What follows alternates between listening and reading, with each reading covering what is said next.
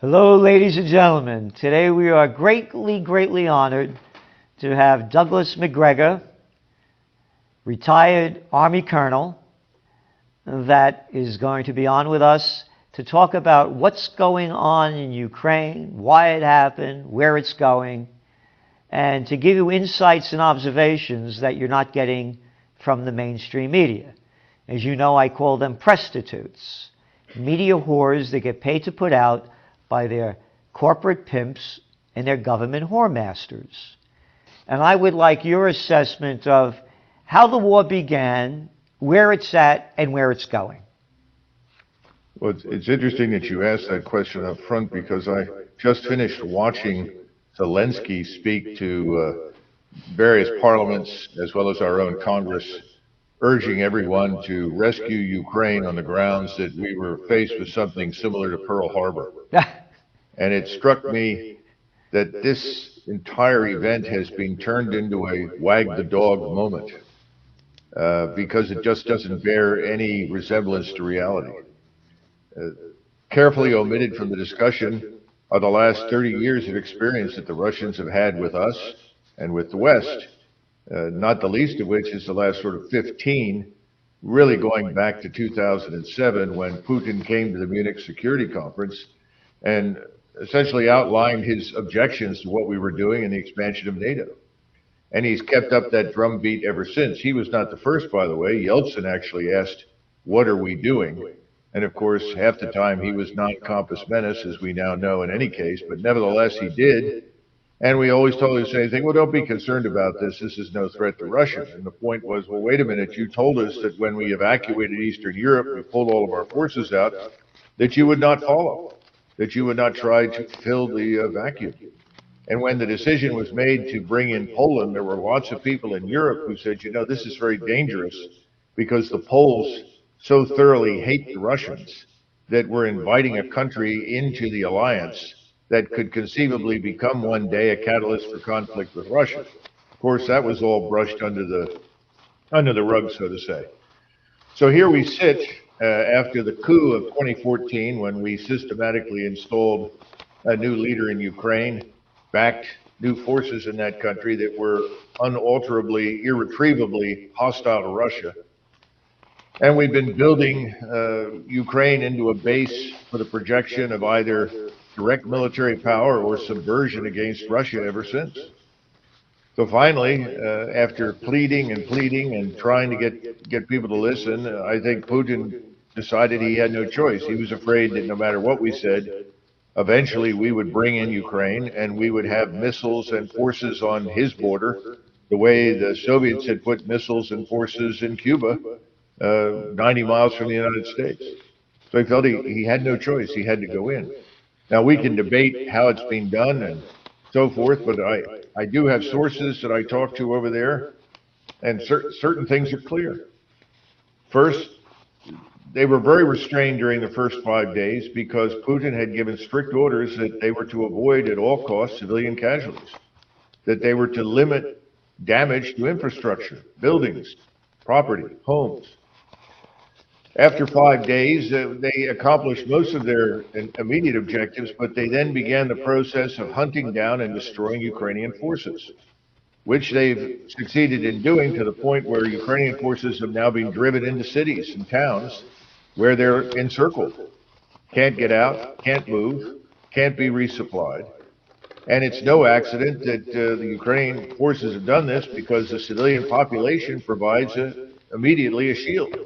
Because Putin has decided that when this is over, he wants to be able to live with the people in eastern Ukraine, whom he regards as largely indistinguishable from his own. We don't seem to understand that. So you're talking about headlines. I read a headline today that said that the Russians had deliberately halted the movement of people out of Mariupol through a humanitarian corridor. Well, I know that's not true, because yesterday I was sent video from Eastern Europe showing Ukrainian troops preventing people in Mariupol from moving through the corridor that the Russians had set up. And there are 3,000 members of the Azov battalion or regiment or whatever they call themselves. They're fanatically anti-Russian, and they won't let people leave the city. This sort of thing isn't reported. All we hear is a sort of a black and white picture. On the one hand, we have Zelensky, who's now competing with Mother Teresa for the Nobel Prize, and on the other side, we have Vladimir Putin, who is in the pantheon of evil men along with Stalin and Hitler. It's just not that clear. It's not black and white. And there's no one interested in examining the truth. So if you speak up and you suggest any alternative to the narrative, you end up in the penalty box. You're taken off Twitter, you're excluded from the airways, your material isn't printed. It's not a good thing. Well, it's really, it has been going on like with the COVID war. If you said anything contrary to what the government was shooting out, then you were blacklisted on the social media. So this is the censorship of what used to be America, the land of the free. Victoria Newell in 2013, Washington, D.C., and she's giving this talk over in D.C., and over one shoulder is signed Chevron, and the other one ExxonMobil.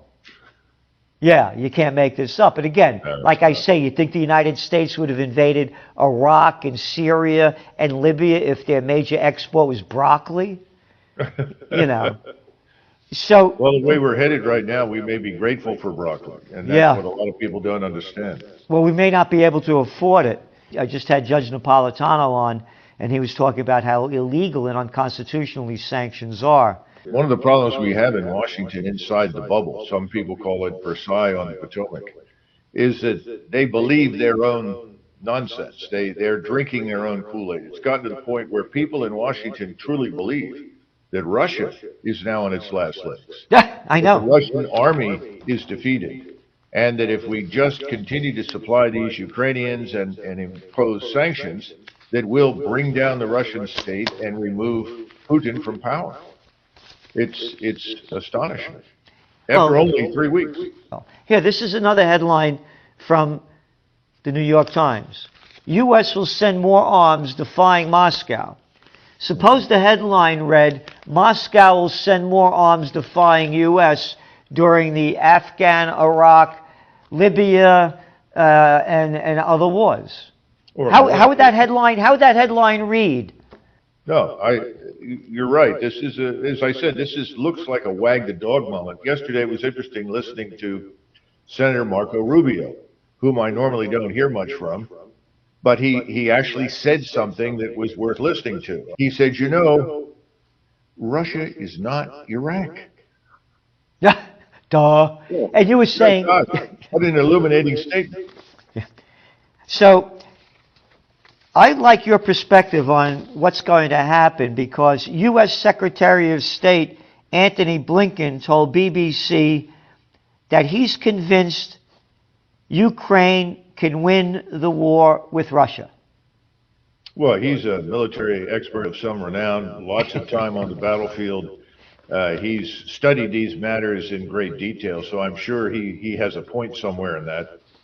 Blinken is taking all of the information and insights he gets from Nuland, repackaging them and repeating them.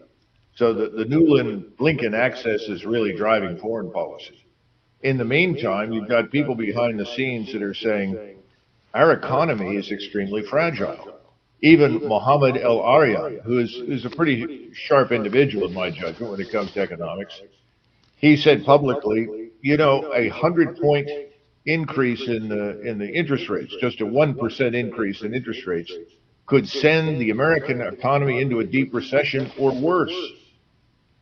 Well, gosh, I wonder where we're headed at this point.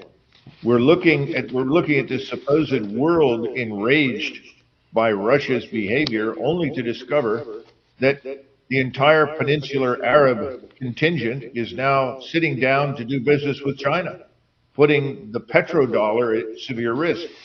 India has joined with China and refused under any circumstances to condemn the Russians for what they are doing. Don't get a peep out of Africa or Latin America by any means. So where does this leave you? It leaves you with the Europeans and the North Americans. But what are the Europeans really saying?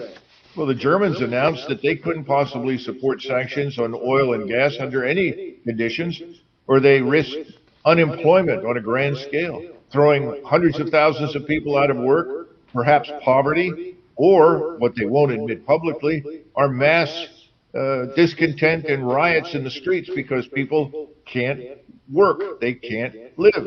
We forget petroleum is part of so much of our society. To dismiss it out of hand as evil because it's carbon-based is an impossibility. No one in Europe is happy about this. All of the Europeans want this to end. We are the ones who are driving this train and saying, we must win in Ukraine. This is an existential fight for us. No, it's not. It is an existential fight for Russia. Russia has a vital strategic interest in Ukraine. We don't. We don't. But we're driving it very hard.